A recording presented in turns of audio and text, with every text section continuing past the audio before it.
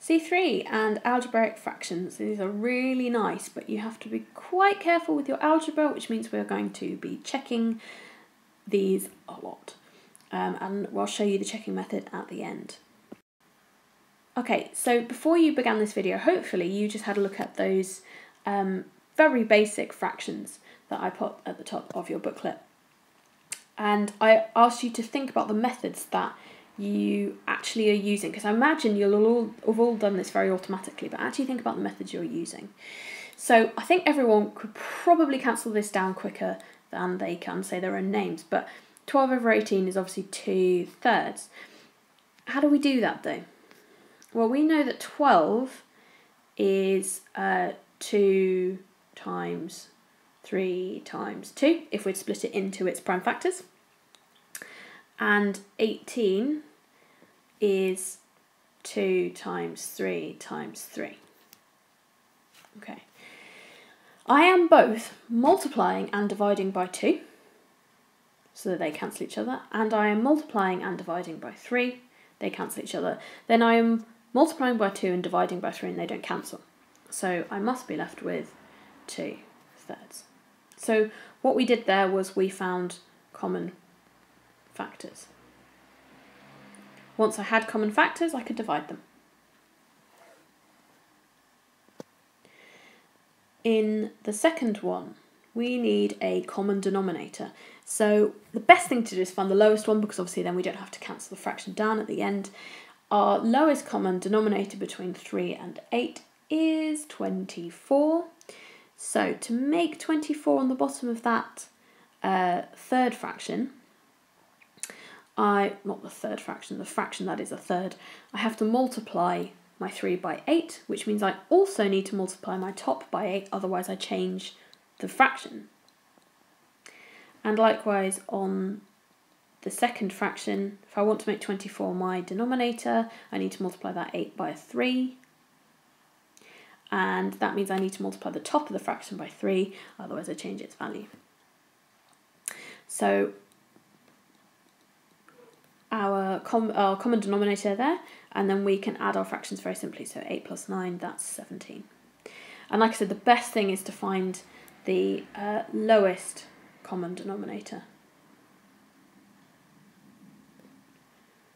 just so it saves you in cancelling later.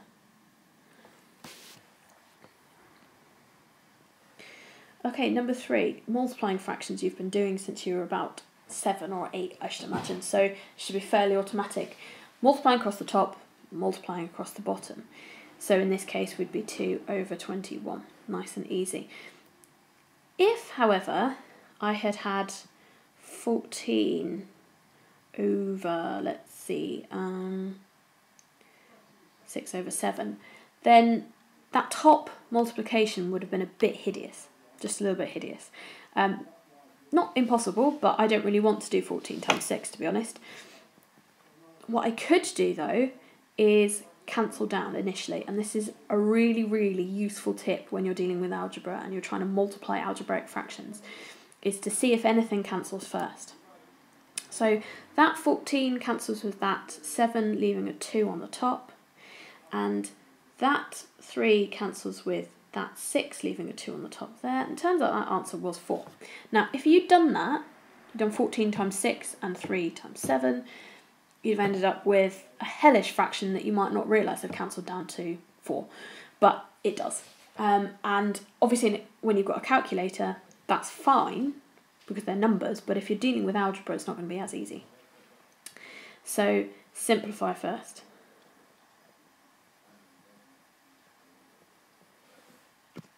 Okay, and lastly, dealing with a division sign, 1/3 times 5 over 2, and that's a multiplication, so that's 5 over 6. Again, simplifying first here might be really useful, but you're going to need to get to this multiplication stage before you can do that.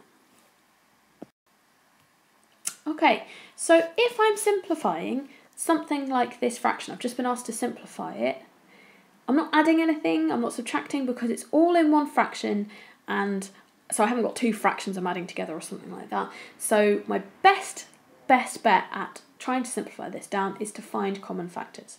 And the only way I'm going to be able to find common factors is to factorise everything I possibly can. Okay, so the top factorises, I can pull a 3 out there. It's useful. Bottom factorises, that's x plus 3, x plus 2, expand it out if you don't believe me. And now, lo and behold, I have found my common factor. X plus 3 is, we're multiplying the top by x plus 3, and we're also dividing the bottom by x plus 3, so that goes. And that will leave me with 3 over x plus 2. That's a simplified fraction. With these things though, these simplifying, you can get something that's a little bit tricksy, and you might need to do some more stuff before you find your common multiples. For instance, this double-decker fraction is disgusting. This 1 over x is really not very pleasant. Not very pleasant at all. So the best thing we can do is to try and get rid of that first. Now, the only way I can do that is to multiply top and bottom of the fraction by the same thing. Otherwise, I change my fraction, don't I? So I need to find an equivalent fraction, but one that sort of helps get rid of this double-decker thing. So ideally, what I'd like to do is multiply the whole of the bottom of the fraction by x, which means I need to multiply the whole of the top of the fraction by x as well. That gives me 6x squared plus 3x on the top. 1 over x times x, that's just 1, and we're left with 2x on the bottom. Okay, now I'm just simplifying. So factorise out anything you can. Factorise. I can pull out 3 and x on the top, leaving me with 2x plus 1. And, oh look, 2x plus 1 on the bottom. Multiplying by 2x plus 1 and dividing by it just leaves me with 3x. Okay, what about adding and subtracting? Well, we said that the best thing to do would be to find the lowest common denominator for this. So to know what the lowest common denominator is, it might help us to know what our factors are. What are the things we're multiplying together, and therefore can we find the lowest common one? So I'd recommend factorising first. So can't do anything with our first fraction, just leave that as it is, but the second one I could factorise the denominator into x plus 2, x plus 3. Now, turns out that my x plus 2 here is actually already in my second fraction. So this is a bit like adding a half to a sixth and choosing 6 as my denominator, because it gives me less things to multiply by. Because it's already kind of included in it, there's no point going any larger. There's no point having 2 of these x plus 2s, because we just end up with loads of algebra to cancel. So let's choose our common denominator to be x plus 2, x plus 3. Right, what do I need to multiply my first fraction by to get this x plus 2, x plus 3 on the denominator? So I've already got the x plus 2, so I need the x plus 3, which means I need to multiply the top by x plus 3 as well. Otherwise we change the fraction, and the second fraction is actually fine as it is.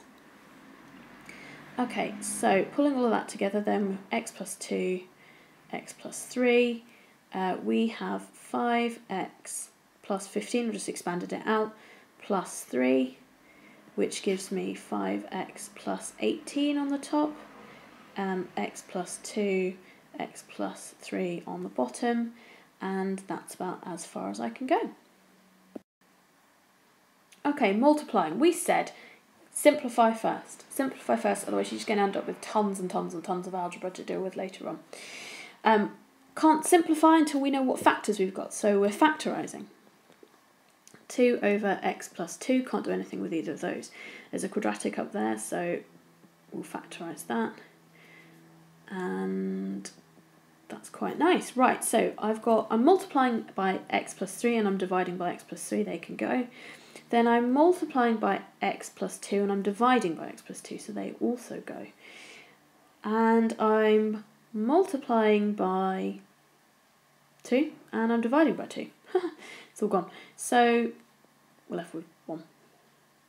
It's quite nice actually.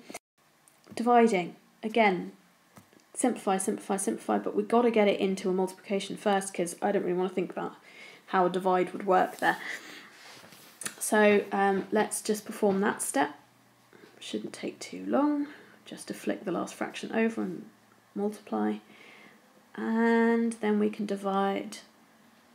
Well, can we? We can't divide yet because I don't know what my factors are. I've got a quadratic there that I haven't got factors for. So let's factorise that. I've just used the same quadratic in all of these equations just so it's nice and easy. Okay, multiplying and dividing by x plus 3, multiplying and dividing by x plus 2, and I've got one more x plus 3 left over. So my answer, look at me, forget my equal signs, is 1 over x plus 3. Done. Okay. The last thing we might get is a top-heavy fraction. And to look at these, we're going to need some more skills yet, but I just want to kind of motivate it for you.